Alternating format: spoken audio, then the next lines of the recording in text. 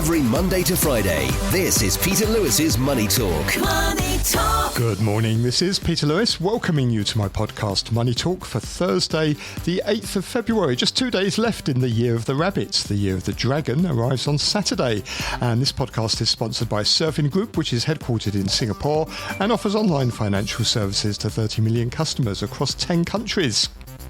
In today's business and finance headlines, Beijing has removed the chairman of its stock market regulator, the China Securities and Regulatory Commission, Yi Human, as authorities battle to stabilise the country's plunging stock market.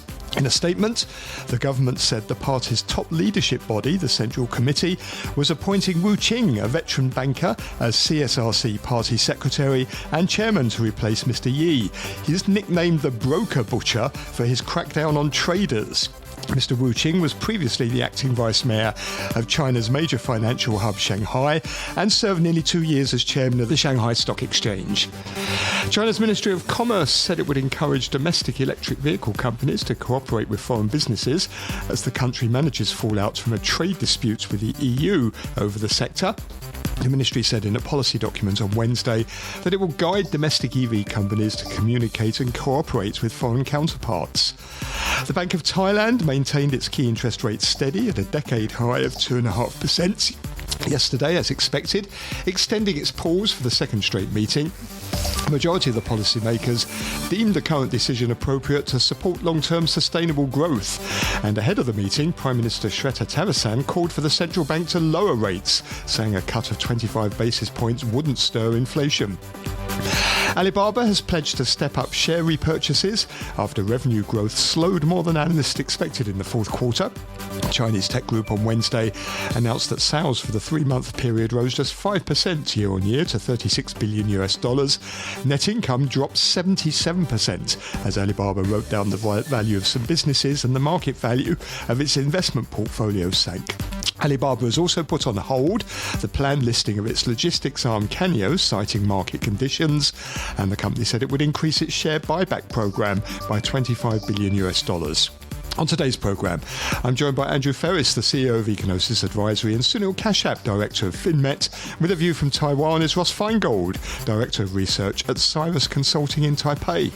And please take a look at my Asian daily newsletter, which accompanies this show and contains more information about the topics we're talking about today. And you'll find that on my website at peterlewismoneytalk.substack.com. Peter Lewis's Money Talk. On Wall Street Wednesday, US stocks rose, with tech groups leading a broad rally that sent the S&P 500 to a record high close. The S&P 500 was up 0.8% at 4,995, hovering just a few points below the milestone 5,000 point mark. The Dow rallied 156 points, or 0.4%, to close at 38,677. That's also a new all-time high. And the Nasdaq Composite jumped 1% to settle at 15,757. The 10-year Treasury yield closed 3 basis points higher at 4.12%. The US dollar index was just 0.1% lower at 104.05. The yen saw mild weakness, dropping 0.2% to 148.16 yen versus the dollar. And offshore yuan saw weakness amid more support measures out of China and ahead of China's CPI and PPI data today. It ended the day around about 7.21 renminbi per dollar. Gold ended the day unchanged at $2,035 an ounce. Oil prices rose Wednesday as Israel's Prime Minister Benjamin Netanyahu vowed to press on with the war in Gaza, diminishing hopes for a ceasefire agreement. The Brent crude oil contract for April gained 0.8% to settle at $79.21 a barrel. Hong Kong equities pared back earlier gains amid growing doubts about the effectiveness of planned measures by Beijing to support its financial markets. The Hang Seng Index shed 55 points, or 0.5%, after rising as much as 1.7% earlier in the session, and it closed at 16,082. The Tech Index fell 1.6%. And after some wild swings on Friday and Monday, China's CSI 300 climbed 1%. That's added to its 3.5% gain on Tuesday. The CSI 1000, which includes smaller companies, jumped 4.5% higher yesterday, following a 7% surge on Tuesday. Futures markets pointing to a small decline for Hong Kong stocks at the open. Looks like the Hang Seng's going to open about 40 points lower at around about 16,040 this morning. And you can get more details on the latest market movements in my daily newsletter, which you'll find at peterlewismoneytalk.substack.com. Every Monday to Friday, this is Peter Lewis's Money Talk. Peter Lewis's Money Talk. Let's welcome our Thursday morning guests. We have with us Andrew Freris, the CEO of Ecognosis Advisory. Morning, Andrew. Good morning, good morning. And also with us in a chilly Hong Kong this morning is Sunil Kashyap, Director of Finmet. Morning, Sunil. Good morning. So as you heard there in the introduction, Beijing's removed the chairman of its stock market regulator, the Chinese Securities and Regulatory Commission, Yi Human, as authorities battle to stabilise the country's plunging stock market. It was a surprise move that may foreshadow some more forceful measures by Xi Jinping's government to end the rout in the country's $8 trillion stock market. Mr. Yi took the mantle of the CSRC in 2019 and he was tasked to undertake a spate of sweeping capital market reforms. In a terse statement, the government said the party's top leadership body was appointing Wu Qing, who is a veteran banker, as CSRC party secretary and chairman to replace Mr. Yi. He's nicknamed the broker butcher for his crackdown on traders. And he was previously the acting vice mayor of Shanghai and served nearly 2 years as chairman of the Shanghai Stock Exchange. And the move comes after it was reported that President Xi Jinping was discussing the stock market with financial regulators, stoking optimism that there will be more concerted efforts to stop a slump in the market. So, Andrew, what do you read into this? Well, it's typical reaction to actually killing the messenger rather than killing what has created the message. And of course, this will mean absolutely nothing because whoever takes on, clearly, his task will be to impose more restrictions on the buying and selling. There is no way in a market like the stock market that you can actually go and force people to buy. On the other hand, we have seen that the China's sovereign fund actually was tasked to buy. And of course, my reaction is where they're going to find the money for that. And the answer is, of course, the government will give it to them. So in other words, we're having something which is by no means unique. And let's not be in a hurry to cast the first stone on the Chinese government intervening actively in its own stock market. So has the Japanese government. And they bought actually stocks and shares as well as ETFs. So, Western capitalist governments are not at all the ones that are likely to be doing this. And therefore, China should not be doing that. Now, whether this is going to be a solution, oh, God, I sound like an economist. It remains to be seen. And given that the gloom and doom from the outside, I hasten to ask, as to what is happening to the Chinese economy, which is over-exaggerated because it is still growing at 5%, but it sort of lacks kind of oomph. And I'm afraid firing the boss of the stock market, it's not the kind of thing that will give it an oomph. Sunil, what's your interpretation? What happens next? They have already taken several. Yep. Sorry, Andrew, didn't mean to cut you off there. Sunil, what's your interpretation of this? Yeah, I mean, I think if you step back and look at it, the valuation of companies is really based on the performance of the company, the macro environment, and sentiment. I think from all counts, the performance of the company, especially the private sector companies, especially companies focused on exports, is quite okay. Exports are up, they're performing quite well, production seems to be fine. So the companies themselves seem to be okay. The issue of macro environment, of course, is there. But as Andrew said, the fact that the sentiment is so weak and the momentum is downwards is actually making this worse than probably the fundamentals would allow, would show. So the the government now is trying to handle the sentiment. Whether they're able to handle the negative sentiment with these moves is questionable. And like Andrew says, we'll see.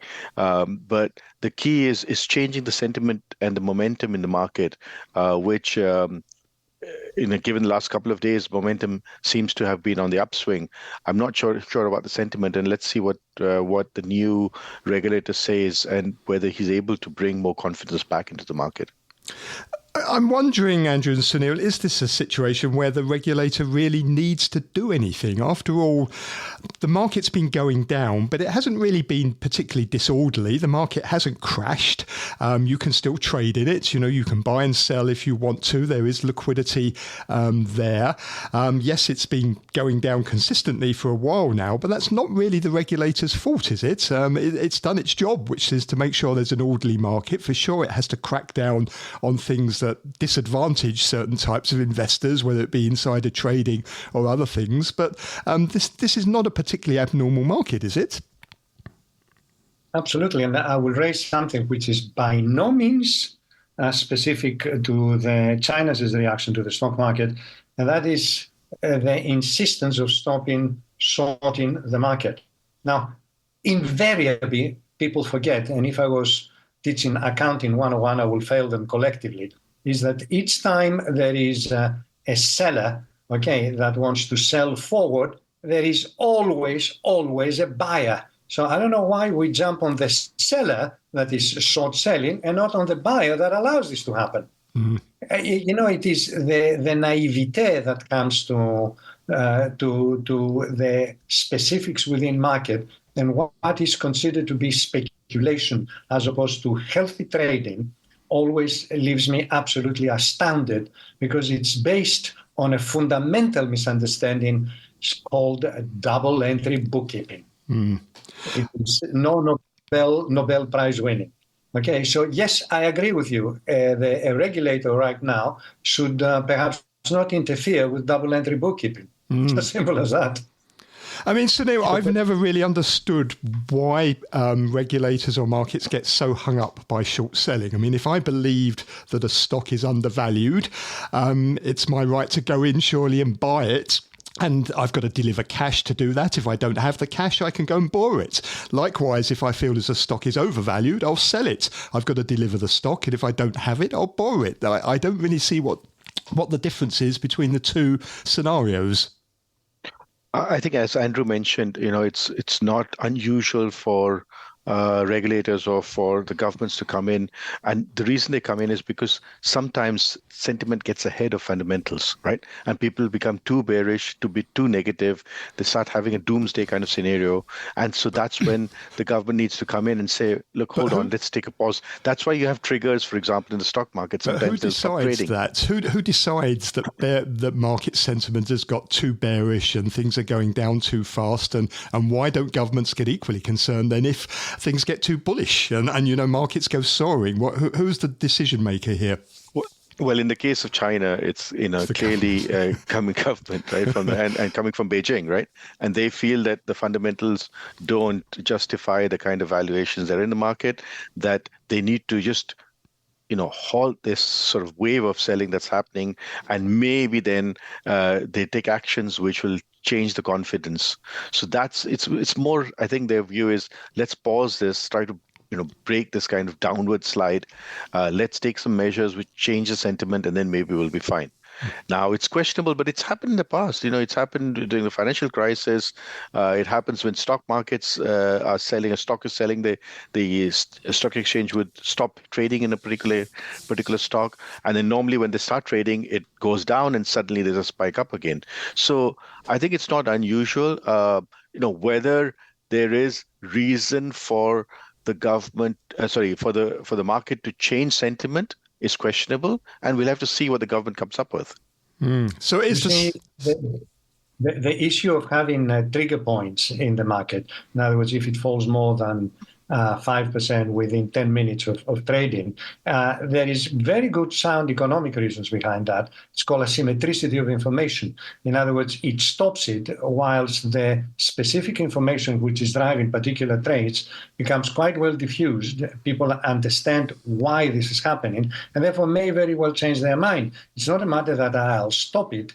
In a way, if I jump from the 20th floor and somebody says, don't worry, Andrew, on the 10th floor, we will stop the fall, okay, for a few minutes, and says, oh, that's absolutely great, but they will continue to fall afterwards. It has to have a reason, and the reason is this asymmetricity. I'm telling you, Peter, a lot of it is so purely stupid, basic 0101 financial economics that it makes my eyes water and my steam coming out of my ears, because this is no Nobel Prize winning nuclear physics or quantum physics stuff. It's very, very simple and still completely not understood.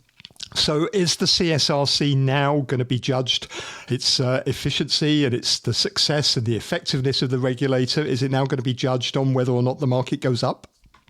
One imagines so, but again, I will be the first one not to cast a stone to China and says, look, they're doing stupid things. In other words, all major markets have done the same. Okay, the Japanese are absolutely famous for doing very strange things with their markets, and nobody's complaining. Why? Well, because they're capitalists. It's perfectly all right.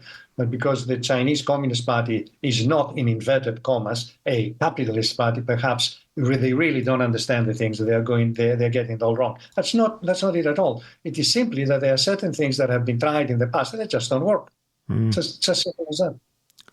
Yeah, I mean, I would say that the purpose from Beijing's actions is really to see how they can restore confidence. They feel that they are, they're taking measures which should give confidence to the markets, but obviously that's not working. And like Andrew said, they're shooting the messenger, and they hope that the messenger of the message, the new one, will be able to communicate it better. So then, is it going to work? Is it going to restore confidence? And are people now going to say, hey, Chinese stocks, they're a real value trade here. We need to go in and buy? I think the market is waiting for signals. They keep talking about this big bazooka, big, stimulus or big action. And what the government has been doing is steps, but somehow the message of the fact that the government is serious about trying to protect the market is not getting through. And will depend upon how the new head of CSRC is able to communicate to the market that the government is serious and is taking actions which in the past have been seen as negative by the government, by the market, and whether they'll be able to reverse some of those actions, right? Some of those sort of anti-market, free market sentiment or so actions that were taken by the government over the last 3 or 4 years. Here's something for nothing, Peter. Let's say a classical SWOT piece exercise would be to say, what in the last 3 or 4 years has caused confidence to wane? Okay, let's make them a list. And some of the list will be caused by nature, that was COVID. Some of the list might include items that were man-made, it was it was policy actions that induced them. Then you put down your list and then you say, all right, how can we address it? We cannot fight nature, but we can definitely correct policy decisions that were either hastily or badly done. And produce this big list, and even with imponderables, and say, this is the way we're going to address it, and this is our timetable. Now, it's terribly easy for me to say that, because that means that it will be politically correct and politically acceptable to lay out what has been or has not been done in the past, and also click and tick the items of what you're going to take, what will you be doing. Look at the trouble Powell is getting by not saying when he's going to cut interest rates. Each time he appears, he says, well, the market did not want, but I'm not going to cut. Oh, yes, perhaps next time we will definitely be considering cutting. So it isn't just specific to the Chinese. It will be very, very easy to blame the Communist Party for everything that goes wrong. And that would be completely unfair and also not true. But it requires the kind of, let's say, discipline that perhaps it has not yet been exercised in China, because the markets there have got a relatively short time period. They have a relatively short life. We're talking perhaps about 20 years since the Chinese equity market became a real force in the world. It's not the Dow Jones that has been there since the 1930s. Not easy. And I would posit the view that maybe the government also didn't really understand how some of their actions could have such a big impact on the valuations of companies. I think that's one thing that they probably underestimated, and some corrective action needs to be taken about that. Well, it isn't the way in which traditionally, and it works in other markets, that you get investors to regain confidence and regain the trust in the market, is that companies basically need to sell themselves on their earnings and on their results, not these promises, some of which are, pie in the sky stuff, promises of future growth, but sell themselves on the fact that they're making earnings. You've got good companies like Tencent and Alibaba still growing. They've got a lot of healthy free cash flow. The best way to boost confidence is to start paying dividends and to do share buybacks. Wouldn't that work in China, just if they were allowed to do it, of course? Wouldn't that be the traditional way of doing it? And would that work if they were allowed to do so by the regulator? It is damned if you do, damned if you don't. If Alibaba, in the same way that it was ordered to break up, and it was broken up by the state, and that, let's say, it was felt uncomfortable in the market. In the same way, if Alibaba is effectively ordered to pay dividends, it will not look good. If Alibaba pays dividends because they want to, as opposed because they have been asked to, it will say, all right, you'll pay dividends for this year, but then what? It will carry on paying dividends indefinitely till the markets go up. In other words, it is the kind of a ratchet that once you enter into it, you have to be very, very acutely aware that once you've done something, it becomes very difficult to undo it without, as you say, people losing confidence. So in other words, if you turn around and say all Chinese companies with a market capitalization more than X billion, as from tomorrow, they should have not less than a 10% distribution of dividends. Yeah, that will look really odd. And I don't think this is something that the markets will be absolutely delighted to do this. But I think, falling short of doing something so dictatorial, I think, or directive, they can actually come together and have a sort of a joint force saying, look, we want to support these companies, we want to help them grow, and get into a discussion saying, what is it that's been hindering your growth, or is at least, creating the situation where the market is considering your valuations to be too high and selling down. So what can we do to restore confidence? So if they bring these companies together and say, look, this is a joint kind of war that we need to handle, then you will see a change in sentiment. I think right now what's been happening is from Beijing, basically they've been passing this stricture saying, no more short selling, you can't do this, you can't do this. And so some sort of joint action between the government and the key private sector companies would be really helpful, because right now the view is the government doesn't support private companies, even though they've made some statements at the edges. There's just that view, and they need to reverse that view. That's the problem, isn't it? I mean, if they were to answer the question that you've asked, what is it that's causing these problems? It's government policies. That's what's done it. And the best way for the government to reverse that is surely not meddling in the market, but by getting out of the way and letting companies grow and be entrepreneurial and not keep having these out of the blue crackdowns on things that they're doing, stopping them listing overseas if they want to. That would be the answer, wouldn't it? Well, that would be one answer. I mean, the other answer is that, look, let's have some kind of managed market, activity. And so while, free market may not be something that Beijing would be supportive of, they would like a more structured, managed market moving in the direction that the country requires. And rather than just make that statement, they need to to put some policy statements, policy measures showing that they don't want to kill the private sector for the benefit of the country. They want to boost it for the benefit of the country. So I think,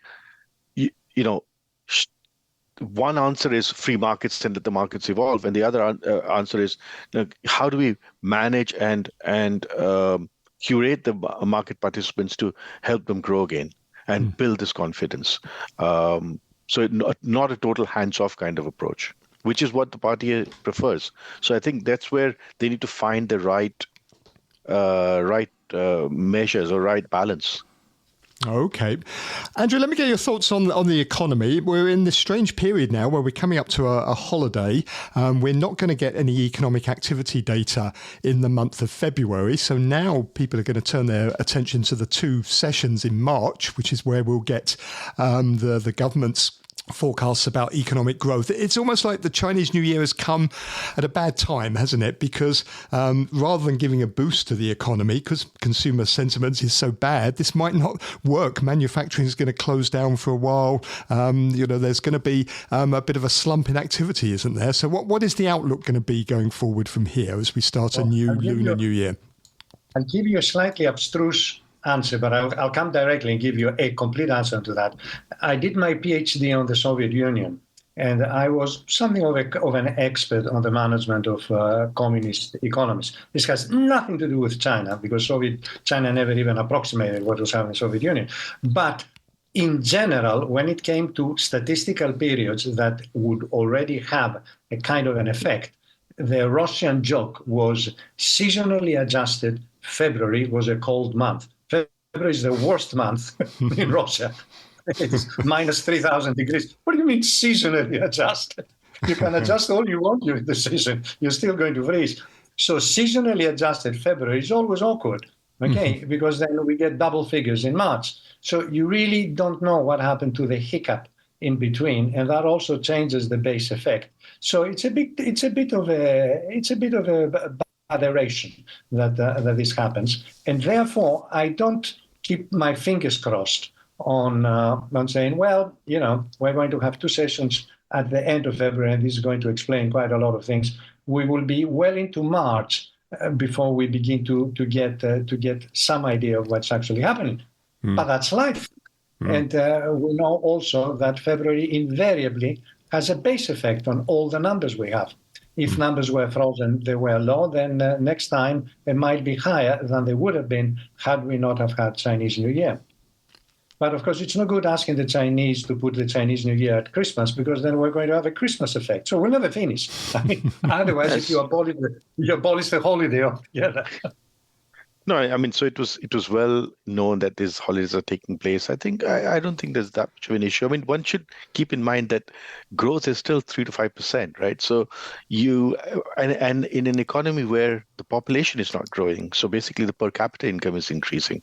So in that sense, I think this is something that markets would have factored in. So it's not as if it's unusual. The important thing is using this time to change the sentiment, to make it, and as you get into the year of the dragon, make it an opportunity to change the sentiment and make it more positive. Well, there was one piece of data that came out today that is interesting, not economic activity data, but the US trade deficits. It narrowed quite considerably, down 19% now in 2022. What was interesting is the goods trade deficit with China. It shrunk to the smallest total since 2010. And on the converse of that, trade gaps between the US have hit records with Mexico, Germany, Italy, the Netherlands, Mexico, South Korea, Taiwan and India. And for the first time in 17 years, China's been dethroned as the United States' top source of imports. It's been overtaken by Mexico, almost overtaken by Canada as well. And China also saw its share of American imports decline by about 14%. That's the lowest level in 20 years. I'll tell you, the answer is very, very simple. It is a huge conspiracy. The major economy that actually sucks in all our exports. So there you go. That's the answer. It is a conspiracy, Peter. Of course it is. Sunil? Yeah, I mean, I think, to be a bit serious, is that I think there's definite anecdotal evidence that some of the exports from Mexico into US have components of inputs from China. So if you look at the growth of imports from China into Mexico, that's gone up quite a lot. And so it's almost a zero-sum game if you add the differential. So, there's definitely stuff that's going to warehouses in Mexico, being stored there and then being supplied from Mexico into the US and then showing as Mexican imports under NAFTA, etc. So it's not as if suddenly the local economic activity in Mexico has suddenly gone through the roof. China's worked it out, haven't they? They've worked out that invest in Mexico, in production facilities in Mexico, get your goods into the US, and they count as Mexican exports instead. Exports, exactly. It is a narrowing of China's deficit, is very good news for Biden, and it's bad news for Trump. A widening of the trade deficit, it will be very good news for Trump. So Trump, I'm just joking, will come around and say, see, I told you, they will do anything to steal the election from me, including cooking the numbers, so that by the time we come on the 5th of November, the Chinese trade surplus stroke deficit is not going to be an issue anymore. And me deciding to put 60% input duties on China, I like 60%. Why not 75 or 80 and make it a nice round number? It's not going to be something that I would claim. Now, once you go down the conspiracy road, it's very, very difficult to stop. I'm not suggesting one moment that he will, but as Peter started reading all out, I thought, yes, of course. Should we be taking seriously this threat of, Donald Trump says at least 60% tariffs on all Chinese goods, and he's talking about 10% tariffs on everything else, in fact, a blanket 10% tariff on every single import into the US? Peter, absolutely yes. And because he's a magician with abusing double-entry bookkeeping, he's going to tell you that he's going to raise a hell of a lot of money, by imposing tariffs, which then he's going to give it back in tax cuts, forgetting to show that the majority of the goods that are going to be taxed are the kind of goods that the poor Americans buy. Sports shoes, jumpers, jackets, clothes, cheap plastic stuff, all of which is going to go up by 60%. They will buy less, or if they will buy some, they will still pay a high price, and then they will be given back the money in terms of a tax cut. Great, not for the wealthy. The wealthy don't buy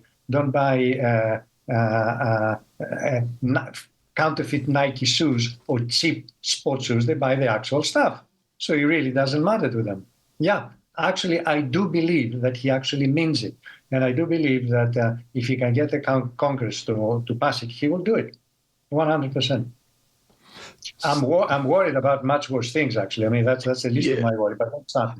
Okay. I think that's valid. That's what I would support. Andrew said, without talking about the specific issue, I think that generally the tone that he's coming back with is, could have a major impact in terms of what happens to the world economy, especially because he's got the support of the government, of the party, and of congressmen in his own party. And so, what can actually happen, could be quite startling.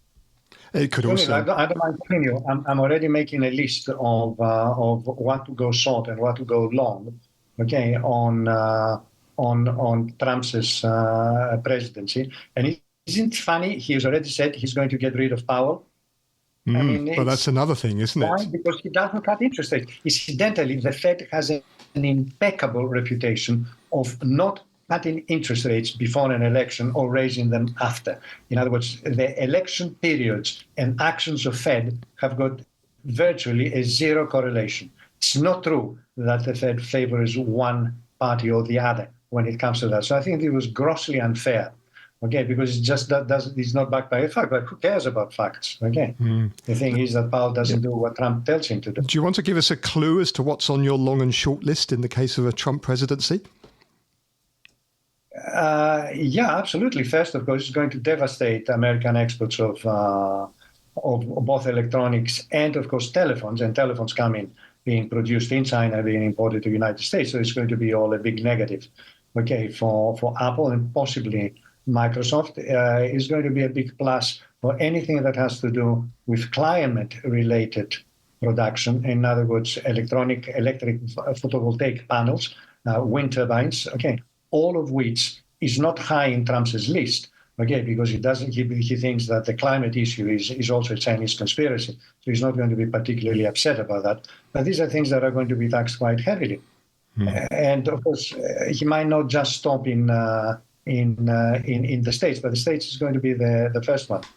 I can finesse it a great deal more, okay, but I will be overstepping possibly my compliance restrictions, which is I cannot say in public what to buy and what to sell. I can only say big, broad venues. Okay, so electronics is not going to be a happy pussycat. Sunil, final word to you. I mean, if this all happens, it's going to devastate the global trading system, isn't it? It's just going to completely fracture it. Yeah, I don't think it'll be that radical. I think it's just a series of measures giving a direction of, away from free markets, which is what you were talking about, and getting more into government interference into the trade flows and the markets. That would be negative. So I think we have to see how things emerge over the next 8 months, what kind of statements he makes, and also what happens to the Congress and the Senate, whether the Republicans have power majority in either of them. So if they get a super majority, then this could be quite interesting.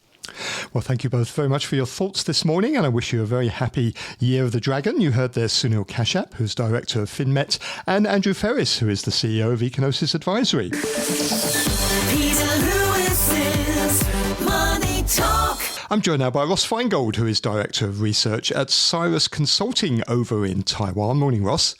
Good morning. Just to continue with that discussion with our earlier guests about tariffs and the trade surplus between the US and China, what do you make of Donald Trump's threats to impose at least 60% tariffs on all Chinese imports? Do you think he's serious about this? Well, we have to take him at his word. Remember in his first presidential campaign when he said he would take the United States out of the then TPP on his first day in office, he actually did it. And then a few years later, he did raise tariffs on a significant number of Chinese goods. So whether it's 60% or some smaller number, I think we have to take him at his word that should he be elected president, he's going to look to impose higher tariffs on goods from China and possibly goods from other places as well. And he's made that very clear, and he'll continue to make that clear in the coming months of the presidential campaign. Do you think he'll take into account the fact that the US trade deficit with China is narrowed quite considerably, according to the data that was out today? And for the first time in 17 years, China's been dethroned as the United States' top source of imports. It's now Mexico. Canada's almost overtaken China as well. This trade deficit seems to be going into reverse if you look at those figures.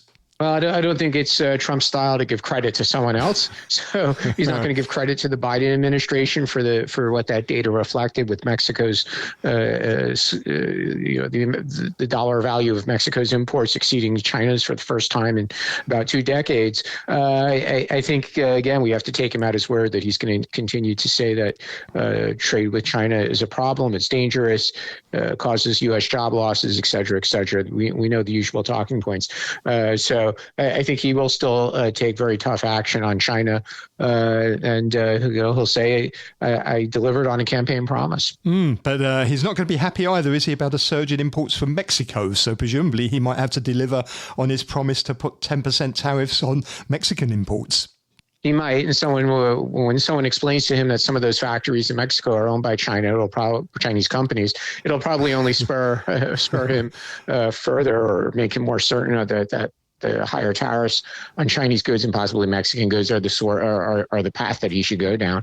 I mean, this is really going to fracture the global trading system, isn't it? It's going to send it into sort of competing blocks, all putting tariffs on each other. President Trump is certainly not the candidate for more free trade or for an endorsement of the existing international trade architecture. I think we'll see more of the same of his first term, where he threatens action or takes action not only against non-friendly countries, but also against even friendly countries like Korea and Japan and Canada, as he did in his first term.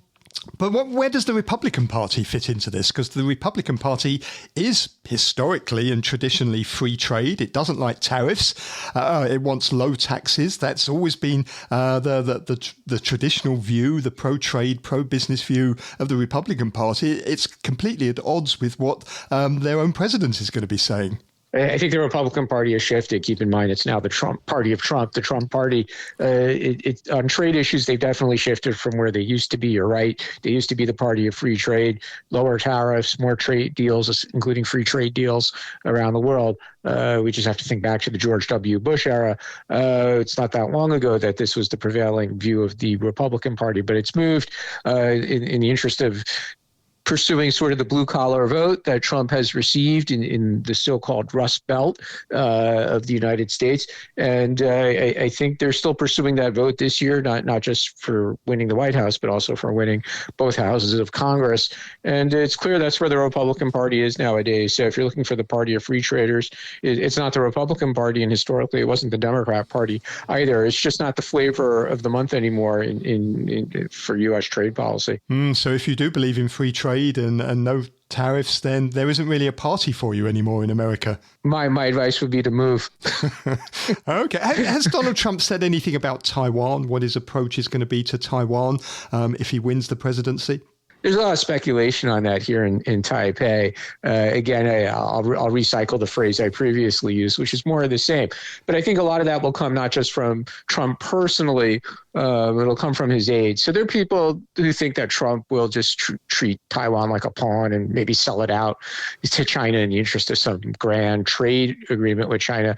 But I think we have to look at who will staff up political appointee positions in foreign policy, in the State Department, in the Defense Department, in the White House National Security Council.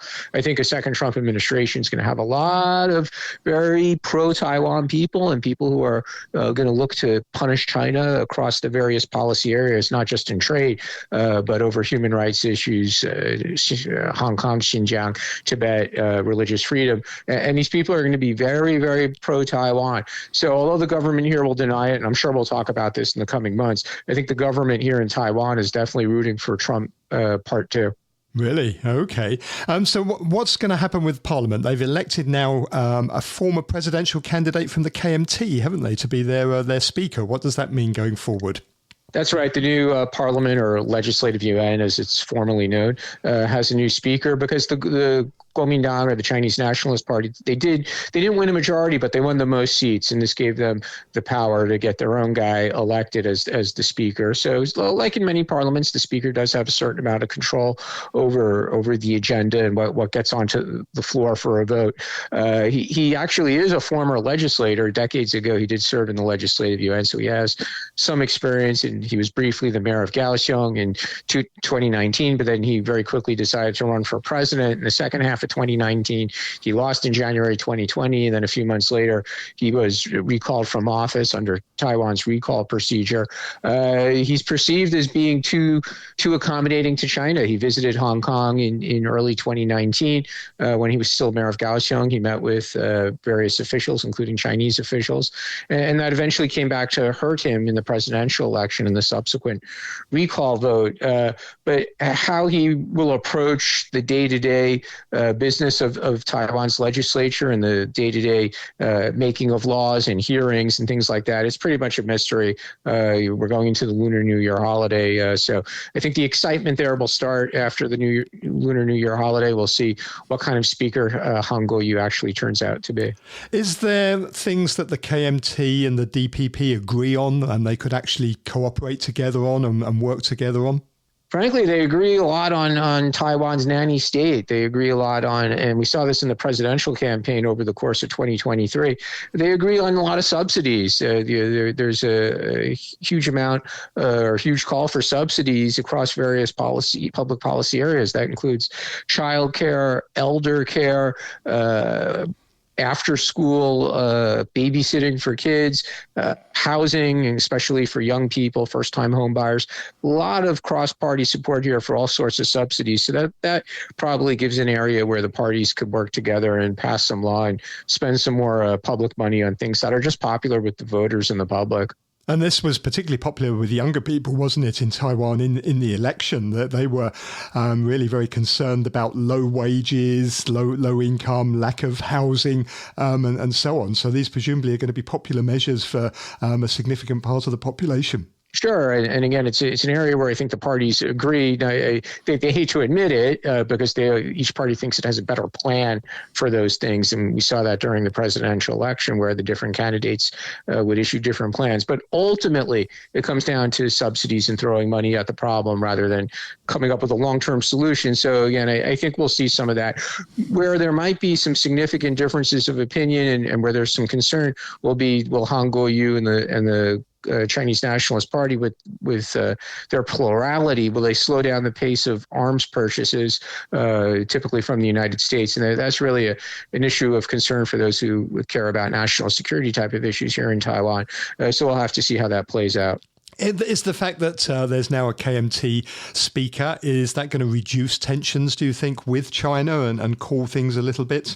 Absolutely not, because China policy is really within the purview of the executive branch here. So after May 20th, when Lai Ching-te takes office, I think we'll see I wouldn't call it more of the same, the current relations. I think they will worsen a bit unless Lai Ching-te dramatically changes his policy towards China, which at the moment for him seems pretty unlikely. So I think we'll see more of the same come out from China or stronger. So military exercises, the tempo might increase.